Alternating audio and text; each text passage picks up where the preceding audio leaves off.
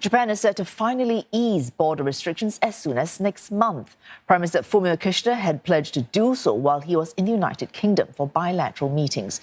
He said Japan would be in line with other wealthy democracies by June, making it as accessible as other Group of 7 nations. He added that curbs will be reviewed in stages after the Golden Week holiday break, warning that complacency cannot be tolerated yet. No other details have been given.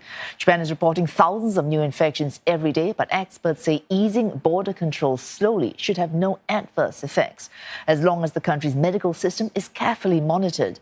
Japan had placed a blanket ban on inbound tourists for more than 2 years. Only business people, technical interns, and students are allowed to enter. Japan's travel industry was booming before the pandemic, with foreign visitor numbers expanding fivefold between 2011 and 2019. But last year, it dropped to just 240,000 arrivals. One expert tells us why Japan had not relaxed border restrictions earlier. The nature of the Japanese basically wants to make sure that, they're absolutely sure and want to avoid any possible risk that arises.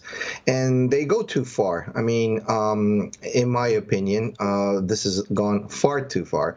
And obviously, they should be looking at the international aspect, the positioning of where Japan is, and therefore should have opened up a lot earlier. But you can see that, the domestic dispute is focused on what's happening in Japan rather than in relative to other countries.